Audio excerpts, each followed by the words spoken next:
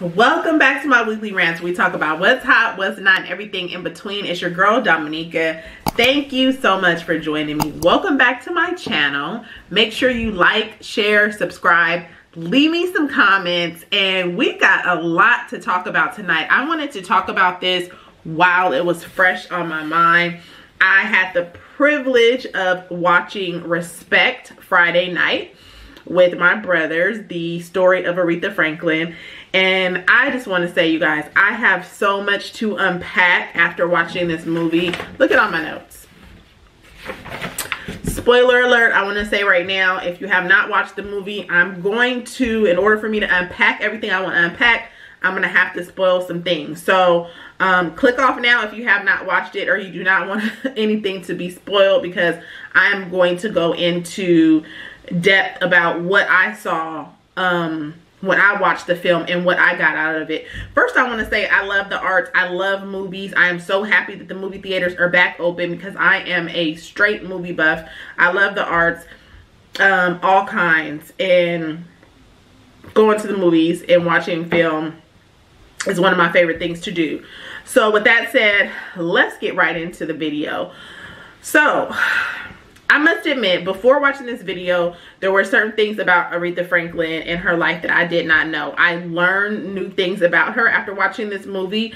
Actually, before I watched the movie, I watched Oprah's episode with Jennifer Hudson. If you guys have not seen that, I'll leave a link in the description box below. Check it out. It was a really good interview. And so the learning process starts there. And it really, I was already set to go see the movie. I had already got my tickets.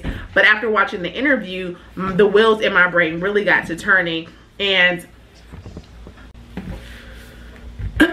so after watching the interview with Oprah and Jennifer Hudson, the wheels in my brain really got to turning, you know.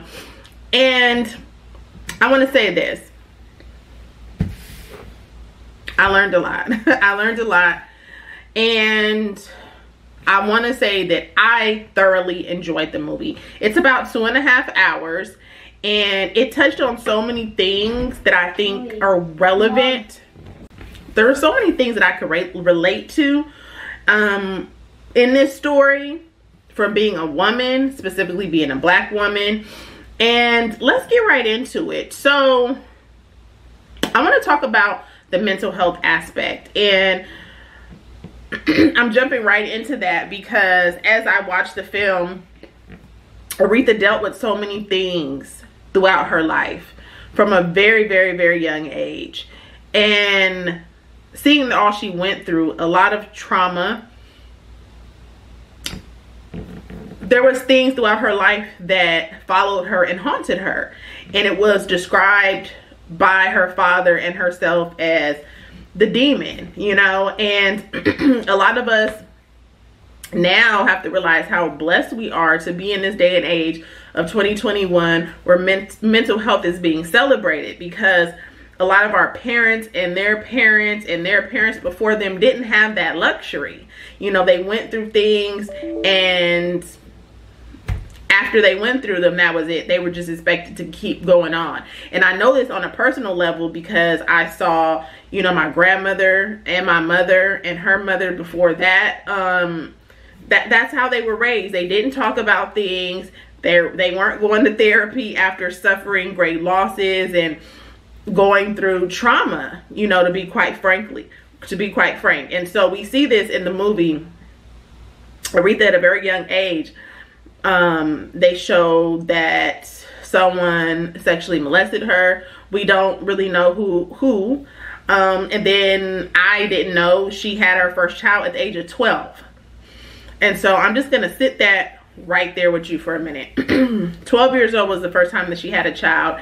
And by watching the movie, you don't really know who the father is. It's never really talked about. There's even a mention of one of the characters in one of the scenes say, like, are you ever going to tell us who this child's daddy is, you know? So there are a lot of things that goes without saying, but I like that it was presented that way because it reminded me so much of the older generation that I grew up with, like my grandmother.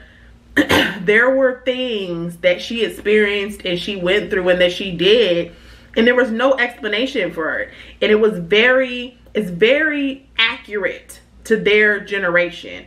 That's how things were. And so I like that that was depicted in the film, because it was their reality. You know, there was things that I just now learned about my grandmother, I don't know, within the last few years, that I didn't know about her, just because that's how they lived their life. There were things that they just did not talk about.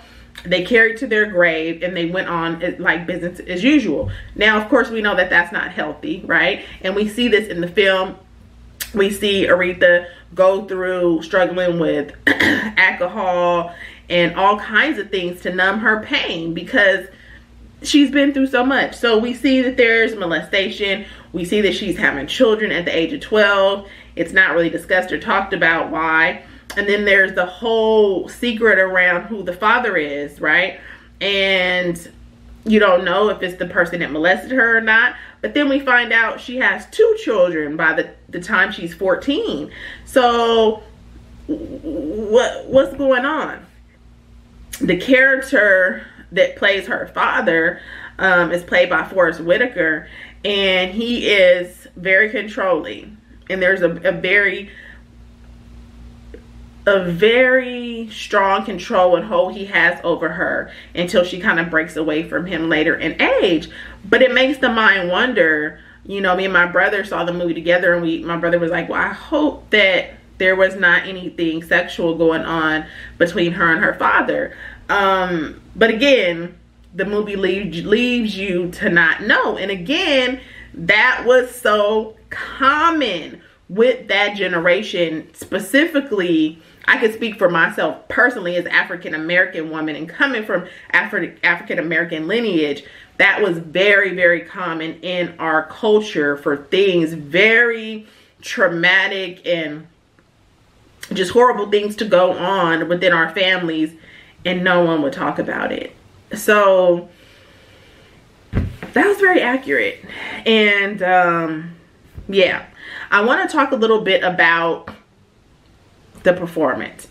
Jennifer Hudson, girl, I got your Oscar ready. It's sitting right here. Okay, that girl was Aretha in that movie, period, point blank. And her Oscar is ready, period. Now, they have her first husband being played by Marley Wayans, and we know that he is super goofy and silly. And I did watch his interview on The Breakfast Club. He did a few interviews where he was talking about branching out and wanted to do more serious roles and wanted to do dramas and things like that. And I understand his need to want to cross over, and I'm not mad at him. However, I really tried to watch it objectively, and with that said, I want to say that he did a good job. I could tell that he's really trying to break the mold, and he did okay, you know. But there were times when you just look at him and he just looked like he was getting ready to start laughing or kind of looked silly, and this was a very serious and dark role that he played her first husband, who was extremely abusive physically and otherwise. And you know, my brother was like, I just can't get the goofiness of him out of my head, you know. But I think that he did a pretty good job. But Jennifer was Aretha, and that girl, I got your Oscar ready right here. Okay, period. Hold that thought, you guys. I'm gonna take a little wine break. I'm drinking some white wine. I know I just been talking. I want to get right into this because I got a lot to say, but I'm gonna take a little wine break. Drop down in the comments and let me know what you're sipping on.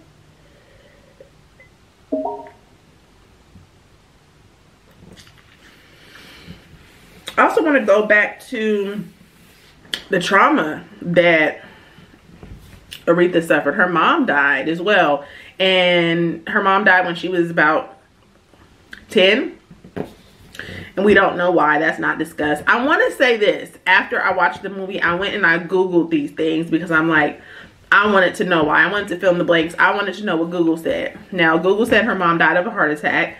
You don't know that by watching the movie. Google also said that her 2 kids that she had at age 12 and 14, the one she had at 12 was by a schoolmate. And then the one at 14 was by, oh, I have to go back and I done forgot already. Let me check, hold on. Yeah, so down to the internet, they're saying that the first 2 kids were by classmates, but that she's always been very tight-lipped about who the fathers are, or the father. But that oldest child that she had at 12 was named after her father. You guys, I don't know. Something in my spirit tells me something's not right about that, but I'm not here to spread rumors. Yeah, and then she has 2 other kids, but those 2 other kids she had by her husband. The first one she married was the one that was abusive, and then she married a second husband who was very kind. However, she was in the depths of her darkness, you know, dealing with all the trauma that she suffered as a child.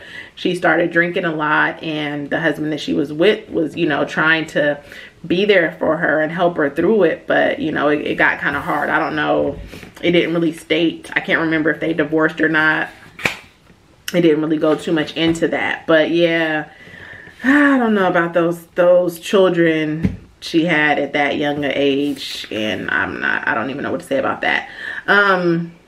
Let's circle back to the father. I didn't realize that her father was this famous pastor. I mean, he was of their time, what we would look at probably like a T.D. Jakes or something like that. He was a big time pastor. And with that said, their household was filled with celebrities at that time. She was very close to Martin Luther King Jr. She was very heavily involved in the civil rights movement, which I did not know. Her and Martin Luther King were very close. And excuse me, she was very, very heavily involved in the civil rights movement. Her home and her environment at that time, because of who her father was, all the greats would be at her house. And that was, I don't want to say the cause of her being molested, but there was so much going on. Her dad would have big parties all the time, and a lot of people in the house. And the scene shows that someone came into her room during one of these parties, you know. So that's kind of off topic, but it brings me back to something I focus on a lot in my household with my kids, is that you really have to be careful of surroundings and who is in your environment. You know, it's slippery slope. And I don't want to say this is a rumor. This is a known fact, and they kind of touched on a little bit in the parties. Not too much, very, very slightly. Like, you really have to watch this movie with an open eye. So at the parties, you'll notice like people are being very kind of loose. And back then, that was kind of, you know, sex wasn't so talked about like it is now, and it wasn't talked about in the movie either. Like I said, you have to kind of read between the lines. But again, her father was a pastor. They're all church going people. We all know, you know, the head musician who she worked with a lot on the piano. He was a gay man, and you know, they showed in the party scenes that him and this other guy were, you know, into each other. And it's just like, back then, that wasn't even really talked about. It was kind of taboo. But you know, it's nothing new under the sun, right? Even, and it's something I learned just by Google, but Martin Luther King's, one of his best friends' right-hand man was a gay man as well. And these are all men that were, you know, kind of in that midst and a part of the civil rights movement, but we don't really hear about them too much, you know? And so I said that all to say, and you can Google this is not a rumor. Back then, like, her dad and that whole crowd he ran with, they were into like sex parties, you guys, like orgies, all kind of stuff. And one person who talks about it pretty openly is Ray Charles. Like, if you look at some of Ray Charles' older interviews, he talks about like going to these parties and how off the hook they were, and how, yeah, I'll let you guys Google that. But in the movie, you just get a like a really short glimpse of like these parties and people are drinking, and you can read between the lines. And so it kind of ties into, you know, she fell subject to someone coming into her room during one of these parties. And, you know, sometimes if you have a lot of risque things going on in your life, you kind of open the door to certain things. I hate to say that, but I kind of believe that. I'm gonna go back to the trauma she suffered and mental health a little bit, because it's so prevalent, you guys. It's something like mental health and healing my traumas has been like a lifelong journey for me. And so when I see things like this, it just kind of touches me on a personal level. So there's a part in the movie where she's talking to her sisters, and her sisters are talking about how abusive her father was to their mother, and that's why her mother left. Like in the movie, you will see that the parents were separated, and that was very hard, you know, for Aretha. It will be hard for any child, right? And then the mom ultimately passes away. But the two older sisters are talking about how the dad used to be abusive to the mother, and Aretha was like, what? Like, I don't remember that, you know. And so it just made me think like, dang, she's blocked this out. She's blocked it out. And so many of us do that. So many of us go through traumas in life and sometimes block it out. And then we wonder why we feel so low and we're in so much pain, and we're trying to, you know, I saw her struggling with that throughout the movie. She's in a lot of pain. She's you know, starts drowning out with drinking. She goes into these states of, they call it darkness, but it was really, she was dealing with depression. She was missing shows, just all kinds of things. And they were just kind of glaring over it like, oh, she's going into one of her dark phases again. She's being haunted by the demon. It's like, this child went through hell and back, and she's not been able to resolve it. So now she's this grown woman, but she's still this little heartbroken little girl that's never dealt with her traumas. You know, it's pretty heavy, you guys. I definitely recommend watching the movie. I want to say that us as women go through so much, specifically Black women, we go through so much, and this movie really highlighted that for me. You know, we are just, I'm gonna take another sip. We go through so much, and you'll see that in this movie. What else do I want to talk about?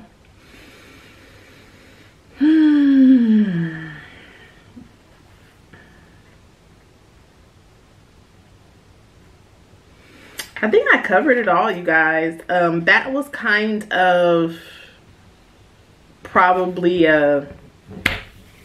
not what you were expecting for a movie review. It's not really a movie review. I really love the movie. I really love how the story was told. A lot of things hit home for me. A lot of things I could relate to. And I think it's an excellent movie. It's one that I'll watch again. It's not too many movies that I watch repetitively, but I will definitely watch this movie again. Like I said, Jennifer Hudson, your Oscar is waiting for you, girl. Just show up and get it, okay? You guys gotta drop down in the comments and let me know if you've seen the movie, what you think, what your take on it is. And yeah, let's have a conversation, okay? Like, share, subscribe, leave me some comments. And I'll talk to y'all later. Bye.